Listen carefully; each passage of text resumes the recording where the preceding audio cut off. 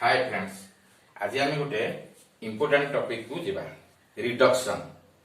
Reduction कौन आम से प्रथम जाना। आगुरी आम जानी अरिस्टोटल्स डिक्टम रे जे first figure is the only perfect figure. Only first figure is the perfect figure and its moods Barbara Celarent Darii Ferio are perfect moods. So when we reduce something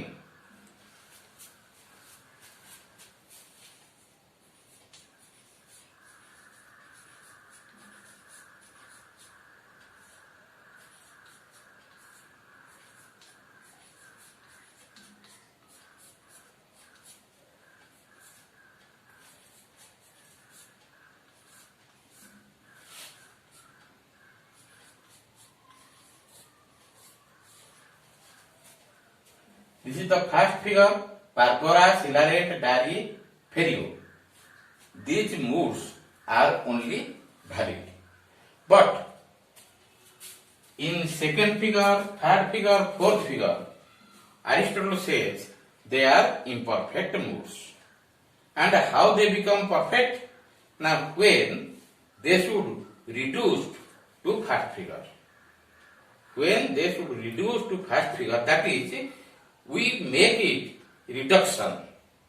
We make it reduction. आमे ताकू reduction कहिबा जेतेबेले first figure को second third fourth figure रो mood गुडा को आमे transform करिबा सेतेबेले ताकू आमे कहिबा रिडक्शन।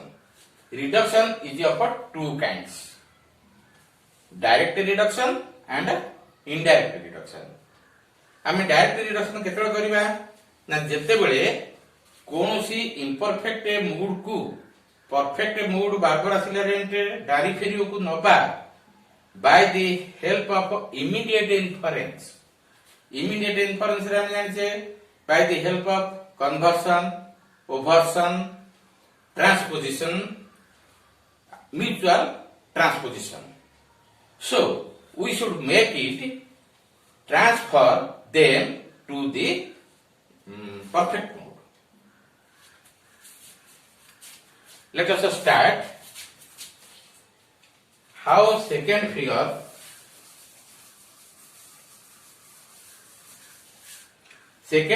moods are Camestres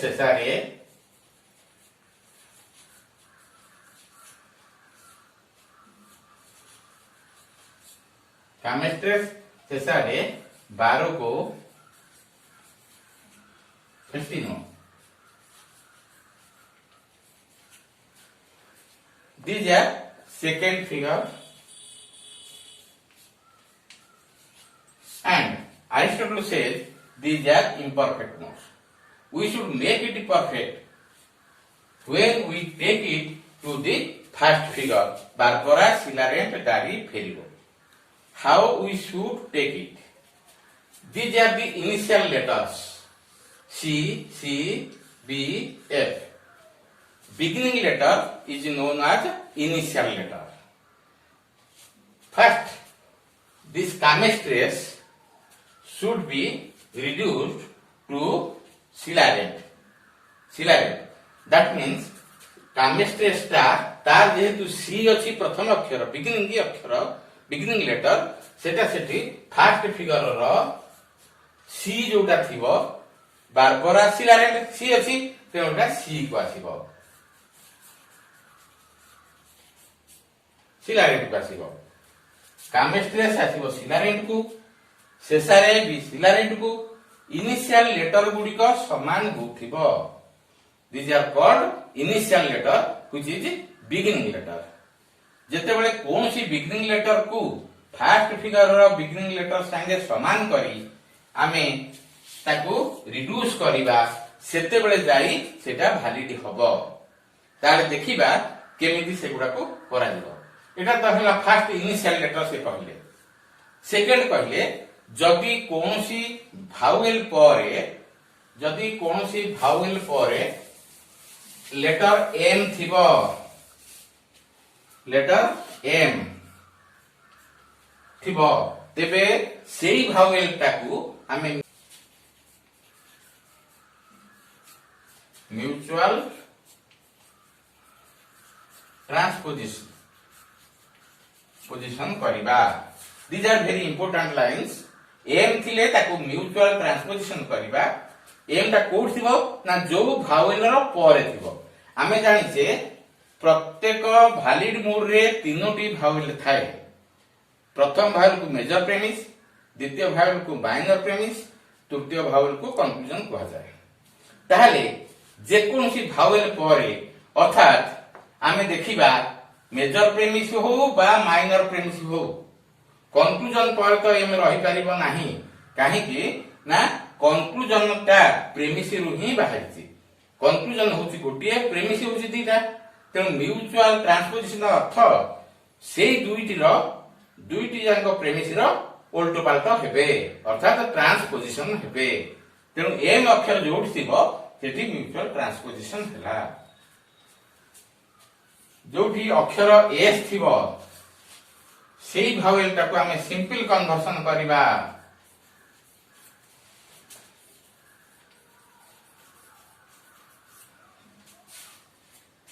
आउ जोटी अक्षर पी थिबो सेटा करिबा पार्शियल कन्वर्सन।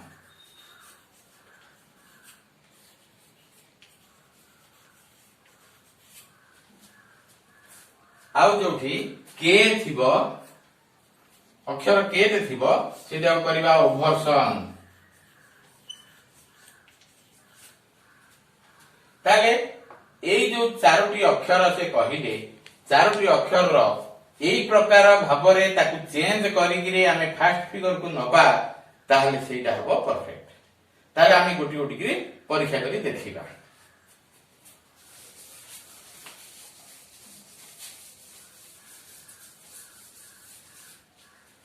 बां पटे आमे इम्परफेक्ट मोड को रखिबा। फर्स्ट सेकंड थर्ड फोर्थ एगुरा कहउछन imperfect mode according to Aristotle. तेनु बां पटे आमे रखिबा कोन सेकंड फिगर टाको आमे प्रथमे करिबा। सेकंड फिगर टाको कले गोटी गोटी करी जो मोड गुडा को रहिछि ताको आमे ट्रांसफॉर्म केमिति करिबा।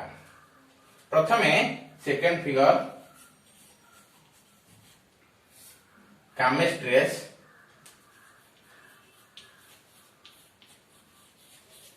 कामेस्ट्रेस टाको आमे केमिति देखिबा। एई जो मोडटा एटा प्रकृत रे वैलिड कि इनवैलिड। जदि एटा ट्रांसफॉर्म हेई पारुची कोठी हबो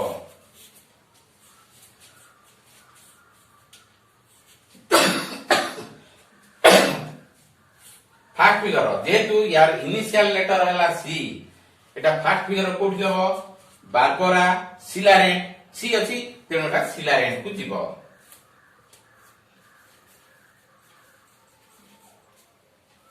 अच्छा सिलारेंट को केमिति जीवो को फिगर बोली आमे ताकू फिगर टाकू आंकी दबा।